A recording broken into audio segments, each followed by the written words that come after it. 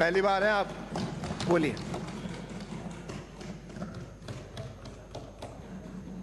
ए वक्त जरा अदब से पेश आ, ए वक्त जरा अदब से पेश आ, वक्त नहीं लगता वक्त बदलने में। वक्त को थोड़ा वक्त दे दीजिए, वक्त आने पर वक्त बदल जाएगा। माननीय अध्यक्ष जी, आपका धन्यवाद पेश करना चाहती हूं कि आपने महामहिम राज्यपाल के अभिभाषण पर मुझे अपना व्यक्तित्व रखने का अवसर प्रदान किया। आपका पुनः शुक्रिया अदा करना चाहती हूं कि आपने एक मेवात की बेटी को यहां पर पहली बार इस सदन में बोलने का अवसर दिया है। मैं कामा विधानसभा से आती हूं, अपनी आवाम का, अपनी जनता का, सभी का शुक्रिया अदा करना चाहती हूं जिन्होंने इस मेवात की बेटी पर अपना भरोसा जताया और राजस्थान की सर्वोच्च पंचायत में भेजकर मुझे अपनी आवाज बुलंद करने का मौका दिया है। अध्यक्ष जी, कई दिनों से तरह तरह का वाद विवाद सुन रहे हैं। एक बात हर बार सुनने में आती है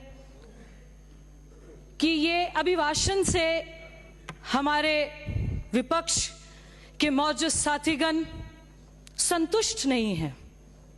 संतुष्ट इसलिए नहीं है क्योंकि आपको 5 साल दिए गए आवाम की और जनता की सेवा करने के लिए, जिनको आपने बेमिसाल 5 साल के नाम से इश्तिहार छाप दिए और एक एक वर्ग के साथ धोखा से अफजाई कर दी।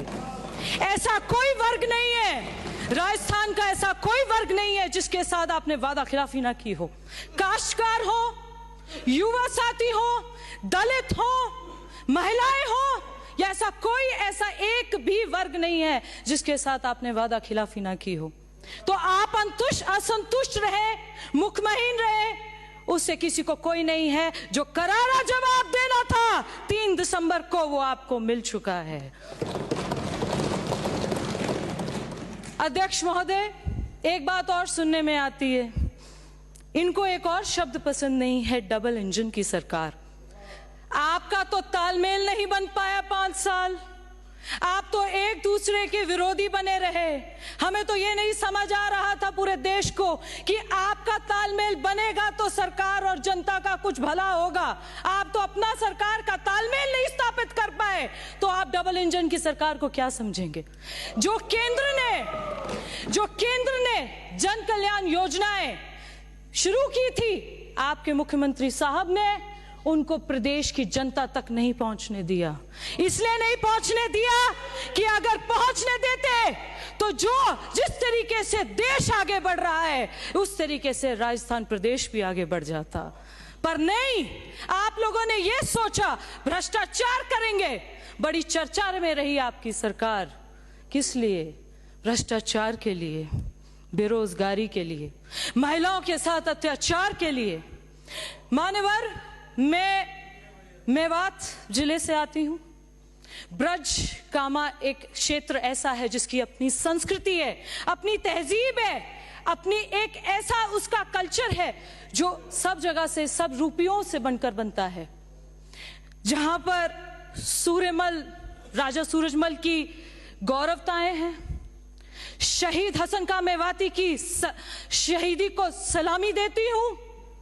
श्री कृष्ण के लल्ला स्तन को, ब्रज स्तन को नमन करती हूं। जहां गलियों में राधे राधे के जयकारे हैं, जहां पर गिरिराज धाम की गूंज बढ़ती है, ऐसा एक पाक, ऐसा एक पवित्र, ऐसे जिले से और ऐसी धरती से आती हूं।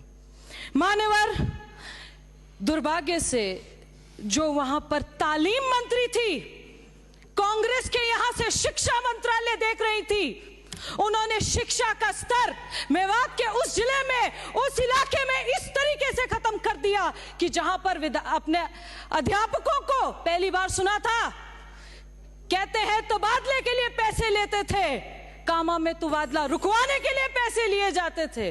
पहली दफा बोल रहे हैं, अभी शुरू किया, 2 मिनट लेंगे। समय की सीमा है मेरी, 4:55 बजे तक खत्म करना है, अभी बोलने वाले बहुत हैं। ये ब्रज मेवात का वो क्षेत्र है जहां पर आपने दूसरे का नाम कर संगीन गुना जैसे कि गौकशी, सेक्सटॉर्शन, गौ तस्करी, 1 मिनट में खत्म। साइबर क्राइम जैसे इतने संगीन अपने क्या कहते हैं क्राइम्स को आपने बढ़ावा दे दिया। आपके वहां के सरकार में भरतपुर संभाग में 6 मंत्री थे और 6 के 6 में भ्रष्टाचार में डूब गए थे। ये एक ऐसा जिला बनाया है हमने जो कांग्रेस मुक्त कर दिया है। कांग्रेस मुक्त करके उस संभाग से हम लोग आते हैं। आप लोग यहां पर बात करेंगे राम मंदिर की, अब करिए। हमारे कण कण में राम है, हर मजहब और धर्म में राम को बड़े अदब से लिया जाता है। आपने जिस तरीके से श्री राम का नौता अस्वीकार कर दिया, आप अपना विश्वास, अपने श्रद्धा, अपनी आस्था को उसी तरीके से ना कबूल करते हैं इसी सदन में। माननीय सदस्य, अगली बार आपको ज्यादा टाइम देंगे।